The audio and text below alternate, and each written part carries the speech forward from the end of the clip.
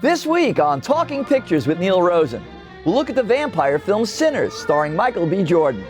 The Ballad of Wallis Island, about a lottery winner who spends his money unusually. A look at the new season of Hacks and the new series Etoile about the world of ballet. Plus, the historical drama Queen of the Ring, about the early days of female wrestling.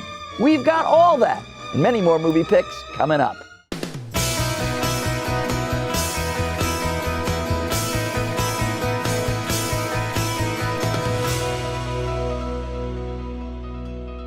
I'm Neil Rosen, and welcome to Talking Pictures. It's our monthly Critics Roundtable show, where we debate what's worth watching and what's not when it comes to new releases, hidden gems, and Hollywood classics.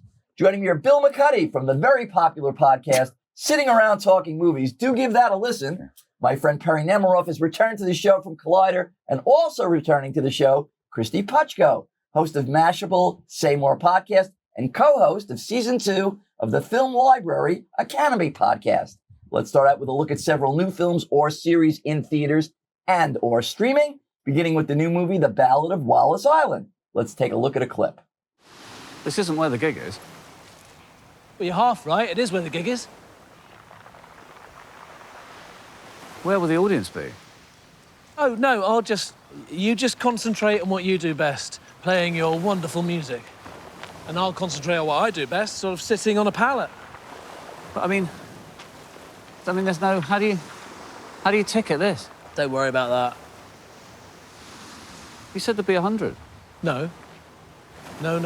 Well, yeah, you did. Fair's fair. No, I did not say there'd be 100.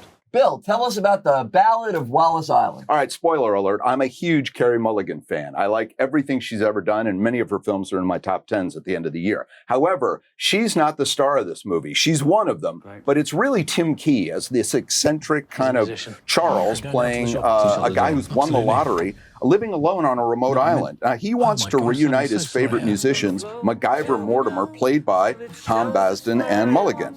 They're former lovers and show up individually to play a private concert on this island. Kind of like Sinatra getting Martin and Lewis back together. They didn't know they were coming, but now Charles has to talk them into staying. The movie is as eccentric as he is, but it's charming and deadpan, laugh out loud funny in places, and for that reason, and Carey, I'm recommending it. Perri.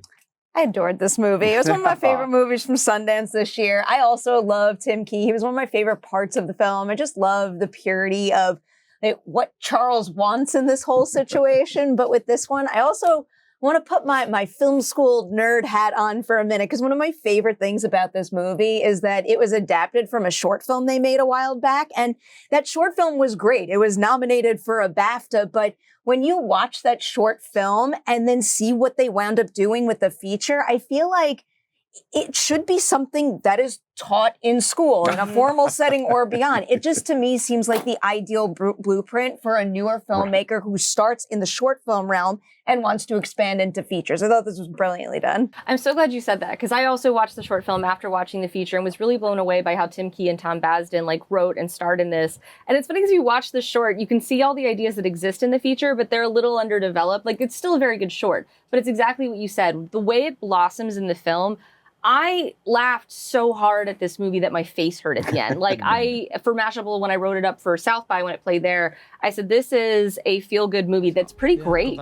And I love that. It doesn't play easy. The kind of emotional journey it takes is awkward and weird. And I also just love the idea of a millionaire being like, I'm going to bring my favorite band back together. And it's like a folk duo. It very much felt like me trying to force Once to regroup. That was the vibe. It's interesting that you say Once, because this reminded me a lot of a John Carney film. And they said Once or Floor and Son, where this, where the director uses music and humor to kind of, take you on a journey emotionally, and a lot of laughs along the way. But deadpan laughs, not like kick you over the head laughs. No, it's a sweet, lovely film that has some humor in it. And I like the trajectory of the Tom Basden character. I mean, he's this grumpy guy, and I don't want to, this guy wins the lottery, and this is how he's spending his money. Where's the crowd? It's like, no, it's just for you. It's all a concert for me. He's this grumpy guy, and he changes over time. And even the reunion between him and Carey Mulligan is not exactly in the beginning what you think it's going to be. So I like the film. We all like it. We all recommend it.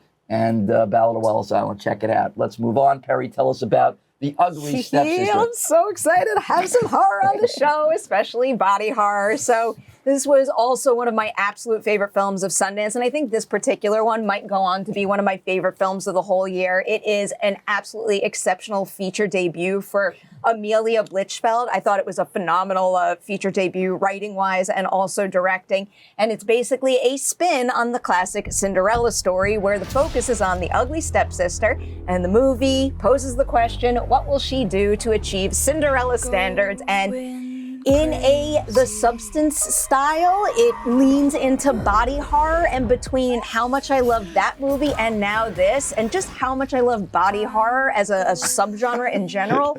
That's a frightening statement. I'm living for how modern body horror movies are basically exposing how incredibly absurd modern beauty standards are. Both of those movies turn that on its head in the best possible way. That's what I so loved about this movie, is that like the way it talks about the pressures that girls are put under to look thin, to have a specific kind of face, and like all the ways this movie does this are exaggerated, but just a bit, just in that fairy tale realm. Like there's a character in it, we read a clip on Mashable I was so thrilled with, where Dr. Esthétique, and how he's like gonna fix her nose, and like it's exactly how you would think they would fix a nose in that time. Right. Oh God, that scene is just like tough to watch. I loved but it. compared to the eyelash scene, To me, It's a lot of blood. I just want to warn people that if you have kids and you're watching this at home, let's watch Cinderella, it may not be exactly story. what you think, because this is Barbie if one of the Barbies had a chainsaw. And I love that. And I hope they you're flip never that. happy unless there's blood gushing out of everybody, and that happens. Blood gushing out of everyone, but like with a narrative purpose. All right, so I think I'm that's why recommending this it for all the stands reasons out. you said, but with a huge asterisk. Okay, so I'm with you, Bill. Look, I think the woman who stars in this, I don't know how to pronounce her last name. I think it's Myron. Leah Myron. Leah Myron. This is also her first lead role in a feature she film. does She's a tremendous amazing. job. It's interesting, you know, how beauty, you know, like she'll do anything to marry the prince. But I have to warn people also. I mean, there are scenes in this where I'm just like, oh my God, you love horror. You love horror. You know, if you could take some of this grotesque, gory stuff, and you like spin on fairy tales, horror fairy tales, then you'll probably enjoy this. Not for the squeamish. Queen of the Ring is a new historical drama about the beginnings of the world of female wrestling. Let's take a look at a clip. Come on, Mom, get up.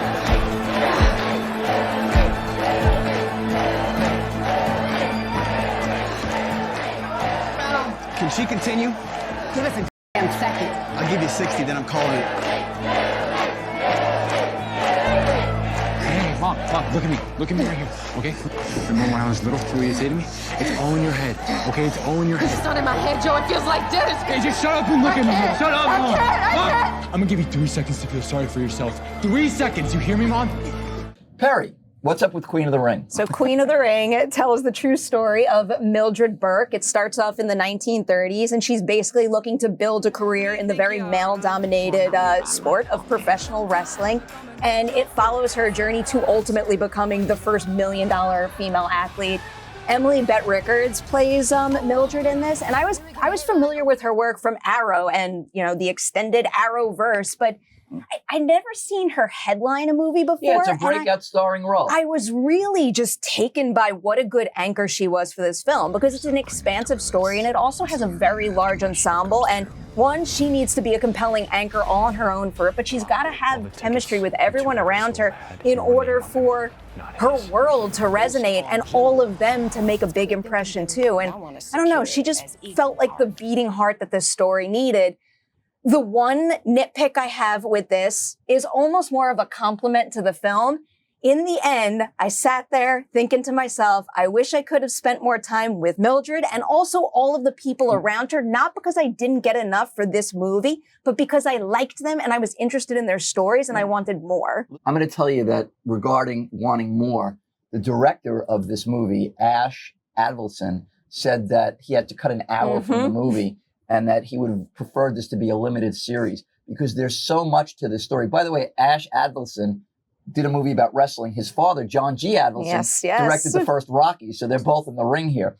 But, this was interesting to me. I mean, I knew nothing about Mildred Burke. This is the first athlete, forget about gender, who was $1 million athlete in the 30s and the 40s. And I learned something here. And yeah, are there some flaws in the movie? I would have liked to have seen some of the stuff that was cut out of the movie, and I wanted to learn more. But I thought it was interesting. It was a fun ride, and I think Josh Lucas, as the heel, as they say, brought some it's a wrestling term, brought some charisma to the role. She's great, Emily Bette Richard, and I enjoyed the film. I hated it. Oh, wow. Yeah, I hated it. Why did you hate it, Kristy? Well, hearing that he had a whole hour he cut makes sense, because I feel like the characters are basically like, this is this famous person, this is this famous person, and it feels like a Wikipedia entry or a checklist. It introduces them, it moves along. I didn't feel like I got to know most of the characters. I felt like a lot of the dialogue felt like trailer dialogue, where it's like super specific so you understand the story, but it doesn't have any kind of depth, where it's like, I don't want to be on or I don't want to sell tickets, I want to be on the ticket. Like, I get it. Like, there's so much of the dialogue is that I actually found this kind of excruciating to watch.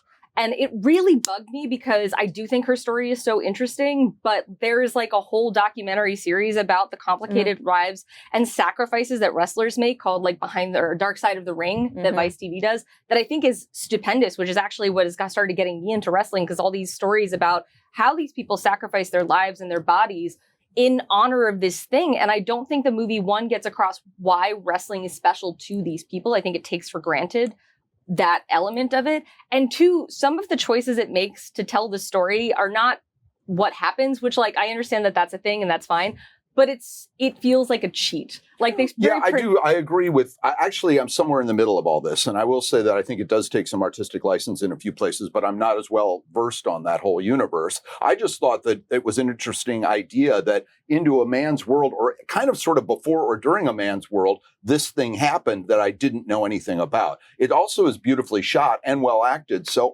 for those reasons alone, I'm recommending it. Kristy, since you didn't like the last movie, why don't you tell us about the new season 7 of the series, which I really like, Black Mirror. Black Mirror Season 7, Charlie Brooker is back. He has 6 new episodes. It's really sensational. They have a cast that includes Rashida Jones and Chris O'Dowd and Paul Giamatti and Issa Rae. I could go on and on and on. Jimmy Simpson, who we interviewed at Mashable, he's a delight.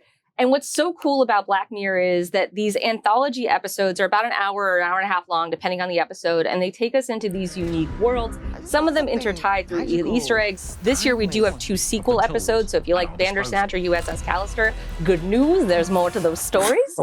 But on top of that, what I love so much is it is not always about why tech is terrifying, but also about where humanity intersects with tech.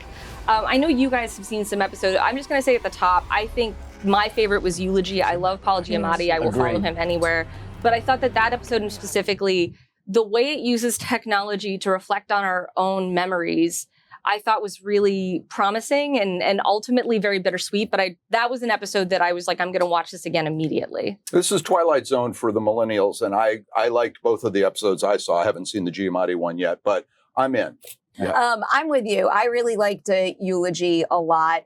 I love the whole concept of Black Mirror and how they morph the idea in such different ways with every single episode. This one in particular, I don't know, like, who can't relate to the curiosity of being able to, I guess, step into a photograph? And I love how that narrative reshapes his own memory of certain events and, really challenges him to do something that I think a lot of human beings don't do, which is consider another side to a situation. So that one was up there as one of my favorites. I do think I'm in the minority with my other favorite, though, because I was looking at a bunch of ranked lists. There's a lot of criticism with Hotel Reverie. I love that episode. Probably no surprise. Is there a lot of blood spewing out of people? That one is about an actor who essentially gets to step into a classic movie and remake the movie by playing it through again. And, obviously things don't go according to plan, and certain new changes that she makes completely change the entire story. And she winds up having a relationship with one of the characters in the film. Like a dark purple Rose of beautifully played by Emma Corrin. And this is the Issa Rae episode. I should point that out. But I thought that idea was just flat out brilliant. And I would watch a million different versions of other characters stepping into other movies now. I'm really glad that Black Mirror in this season is getting back to its roots, as you mentioned, which is the dangers of technology in the future. And I agree with you all on Eulogy. Paul Giamatti is great. That whole episode is great, but I also really like this episode, Common People, which has Chris O'Dowd and Rashida Jones and Tracy Ellis Ross in it. And the whole concept of that, of something, you know, she's brain dead, but they download her brain into a hard drive. And if you could relate this to today's society, she has to keep upgrading because it's on a cell tower, and it's like, well, you're out of the cell tower already. But if you get a Premium Plus package, you know, then you can go to more places. And then there's ads. Like, it's like, how many websites are we on where it's like, you know, would you like to watch YouTube without the ads? Well, yeah. I mean, it's just, it's so relatable to today. And again, it shows the dangers of the technology in the future. Plus, yes, it's a dark episode, but I think Chris O'Dowd is great in this, and how he comes up with money for these premium plans is interesting. I think the acting is great all across the board. I really like season 7. Bill, let's discuss The Kiss. Director and sometime writer Billy August has given us Pelle the Conqueror and Les Miserables and Smilla's Sense of Snow. And this is kind of Smilla's Sense of Maudlin. This is an epic World War I tale of a young nobleman who meets a beautiful girl who uses a wheelchair. And he's doing his military training as a cavalry officer. But are his feelings of pity or true love? It's a bit, as I said, maudlin, but beautifully shot and acted by household names Esben Smid and Clara Rossiger. Oh, yes, I love their movies. Yeah, you can't fully recommend this one. Yeah, go ahead, Kristy. I'd like your take on this. I hated it. I was not familiar with, I think it's based on a novel. I was not familiar with the story. But I felt like the main character, who is this young soldier who kind of falls into a relationship with this baron's daughter, I never understood what he wanted. It seemed that he was kind of choosing things where he felt life would give him a direction, so he was kind of falling into choices. And maybe that was the point. I don't find that interesting in a protagonist, that they are just kind of falling into things. And then it was like, are they in love? Are they not in love? But what really bothered me is that this woman that he is in love with just didn't feel like a person. She felt like this outdated concept of a hysterical woman. She's just always either very pleasant or like breaking into tears and literally trying to kill herself.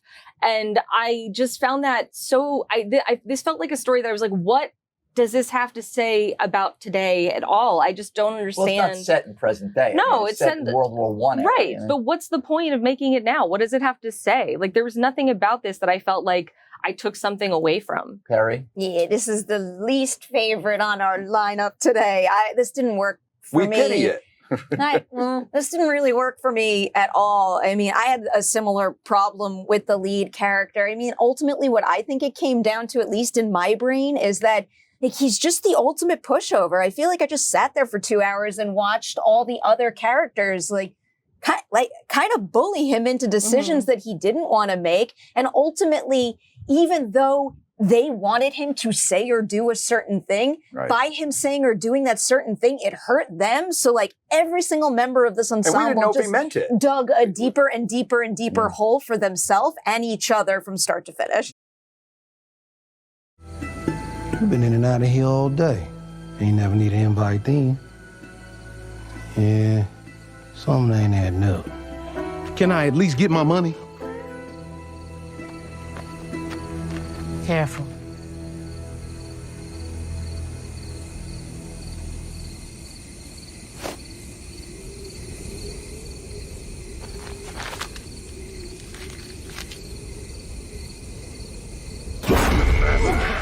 That was a clip from the new film Sinners, big at the box office, and it's Kristy Puchko's personal choice as we go around the panel with our Critics' Picks of the Month. Kristy. So Sinners is this terrific reteaming of Ryan Coogler and Michael B. Jordan. They made Fruitvale Station together, and then Creed, and then Black Panther. They've made incredible movies. This is their best yet.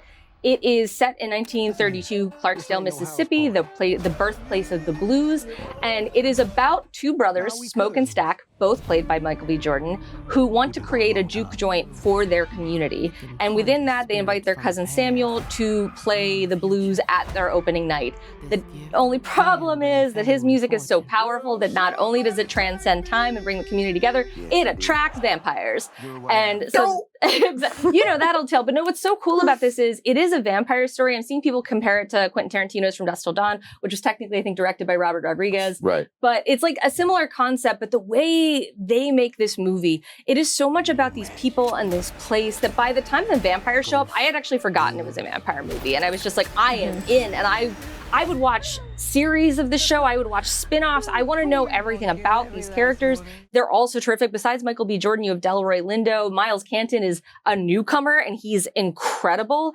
And just everybody in this is on fire. And it was such an exciting movie that I just recommend it to everyone. And I want to just tell you one thing. Stay through the credits. Don't leave. Yes. Stay through the credits. That's such good Didn't you love the advice. music? The music is phenomenal. Ludwig Göransson is a genius. This is probably like one of the coolest, most thoughtful, and also one of a kind connections between a movie score and a movie's narrative. I thought that was exquisitely done. I'll add one more name to your cast shout out because I am still a big believer that Wumi Masaku is not nearly the household name she deserves to be. Ever since I saw His House, which I think we might have covered on this show because I insisted on it, I've been following everything she does, and she delivers so big every single time. Just like a real understated powerhouse in this film in particular. But I thought Sinners was just genius. It's really the ideal combination of blockbuster style, wide appeal thrills, but with a narrative that has a lot to say and a good deal of thematic heft. I thought it was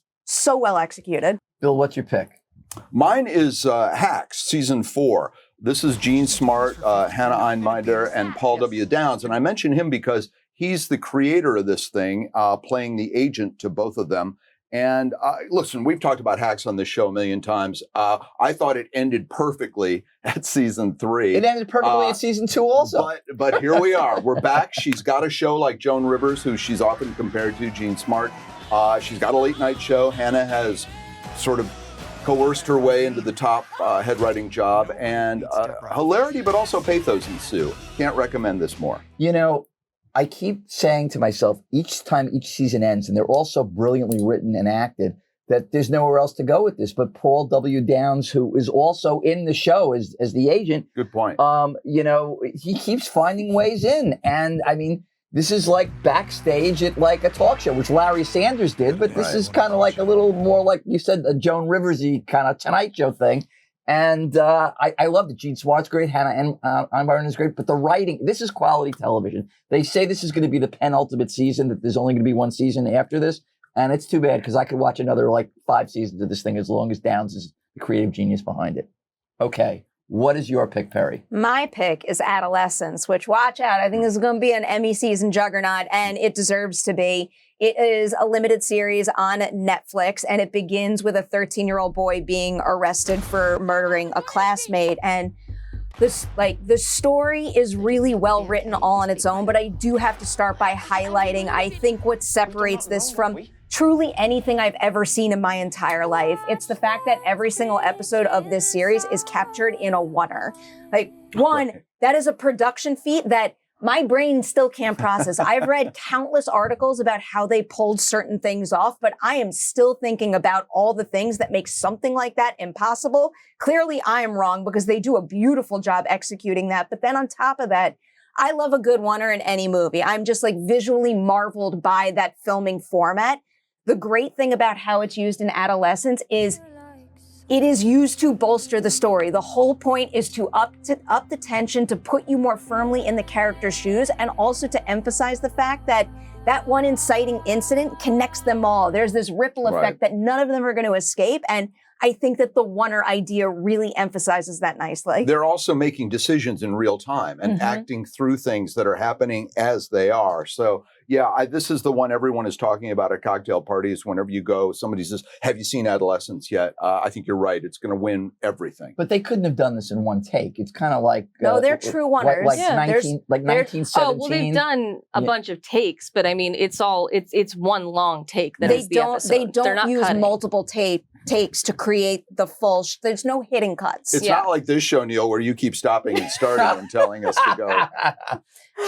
But I mean, as someone, I used to work in post-production, and watching the show, what I was so amused by is that, like, I was so into it that I kind of kept forgetting it was a oneer. Right. But as someone who used to work in post, I was like, oh, that's okay. I see how you did that. And like, the thing that keeps throwing people is they've used some visual effects. Like, there's one part where they go through a window and people are like, well, it can't be a one take, is how they do that. And it's like, the window wasn't real. Settle down. Like, they created a filter to make it look like a window, but the flow of the camera is. And what I thought is so amazing is that, like, this would have been a good this would have been a good series without that. But I think what you're saying is true. And I think it also creates a claustrophobic environment. I think especially episode 3, where there's no escape. You cannot escape the grief of this. You cannot escape the shock of this. And so it really sucks you in. And I thought that was really impressive. What's interesting about this is that, you know, the kid commits a murder, bullied and whatever, and you just think you know where it's going to go. And there's 4 episodes. Each episode is like, oh, I didn't know that it was going to go in this particular direction. And it's an entity unto itself, each episode. I predict also a lot of Emmys, Bill. You're right. My pick is a new series called Etoile. It's from Amy Sherman Palladino and Dan Palladino, the makers of the marvelous Mrs. Maisel. Another series that I love, by the way. This one's about the world of ballet. As 2 of the most renowned ballet companies, one in New York and the other in Paris, swap their top talent as a marketing stunt to boost sagging sales and attract larger audiences. The stars include Luke Kirby, who played Lenny Bruce in Mrs. Maisel, Charlotte Gainsborough, and Lou DeLange, who was in my favorite movie last year, Coup de Chance. There are real ballerinas and principal dancers on hand here too, and the elaborate ballet sequences are a thing of beauty to watch. Also gorgeous is the way that they film New York and Paris. There's lots of backstage drama here, giving us an eye-opening glimpse into the cutthroat world of dance and ballet. Yes, you heard that right. Plus, there's humor here too. Overall, it's a classy series and one you'll enjoy, especially if you like ballet. Well, you lost everybody watching when you said Coup de Chance was the best movie last year. It was a great movie. I'm going to watch this anyway. I haven't seen it. Well, that's about all the time we have. I want to thank Bill McCuddy, Perri Nemiroff, and Kristy Puchko. I'm Neil Rosen. Join us next time on Talking Pictures.